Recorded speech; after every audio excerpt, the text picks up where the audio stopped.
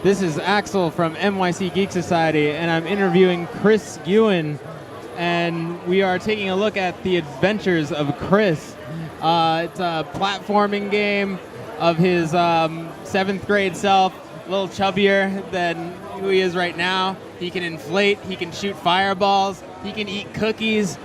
He does it all. He even has a sliding attack. I honestly think 7th grade Chris was awesome. Not saying that you aren't awesome now, Chris. But yeah, like, what inspired you to make this game? I guess it's just trying to figure out, like, could 7th grade Chris have, could he have his moment? Does he ever get to be the hero? Does the chubby, nerdy kid ever get to win the game? So you kind of give him a little bit more of a comical side, but at the same time, like, he gradually gets to become a little more awesome and a little more, actually credible as a video game character, and then saves the day at the end. So, I mean, in 7th grade, you're dealing with like middle school bullies and that sort of thing. But in this game, I can imagine there are different baddies that you're up against. Can you tell me about the baddies in this game? Well, they actually are pretty bullying in general. But what I like about Chris's character in the game is that he's always so. He never fights bullying with bullying. Like, he's generally very optimistic and tries to be kind-hearted and kind of push through. But he's fighting people like ninja cats, penguins with very large guns. He's fighting all kinds of warped magical creatures all around the world. Let's see, we got mosquitoes, spiders, just smog monster, large urchin is one of the villains that we've come up with. There's some different kinds of creatures for Chris to battle. So are there some big boss battles that we've come to expect? Yeah, I would think so. Some of them are pretty challenging. We're still tuning a few of them. So Chris is going to go up against some pretty crazy bad guys. So, I mean, while I was playing this, I got like some Donkey Kong Country vibes, obviously Super Mario, fireballs. What generation of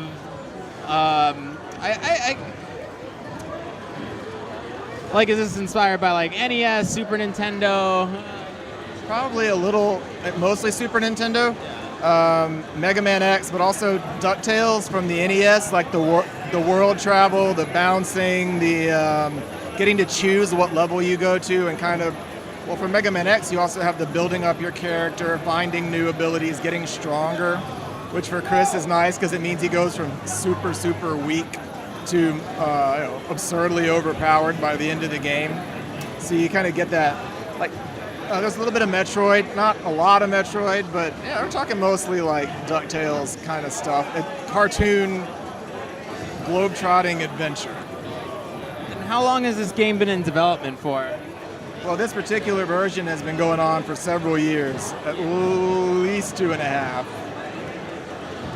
I had the very first version of the game I did as a 7th grader in a tool called Click and Play, way back when I was a kid, and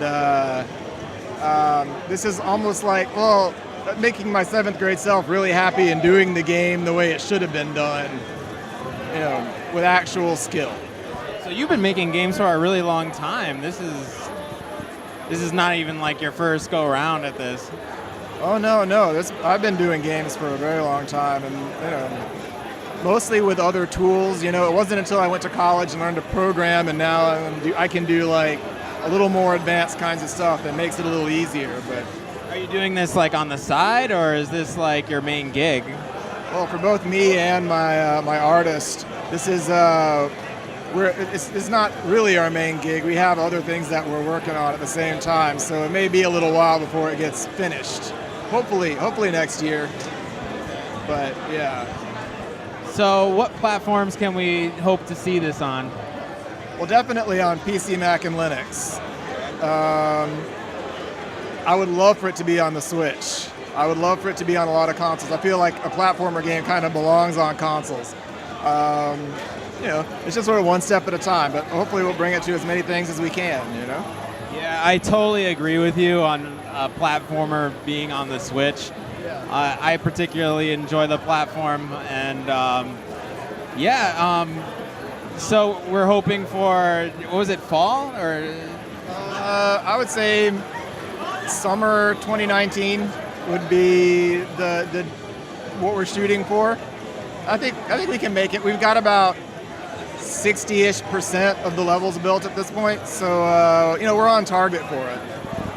But all right, so look out for the Adventures of Chris coming out summer 2019 to PC, Mac, and Linux, and also hopefully the Switch. Is there anything else you wanted to promote? Well, I think Adventures of Chris is about all I got right at the moment. All right, that's fair. Do you have a website for? Oh yeah, adventuresofchris.com. Very straightforward. Anyway, this is Axel and Chris on the Adventures of Chris. NYC Geek Society, geek out.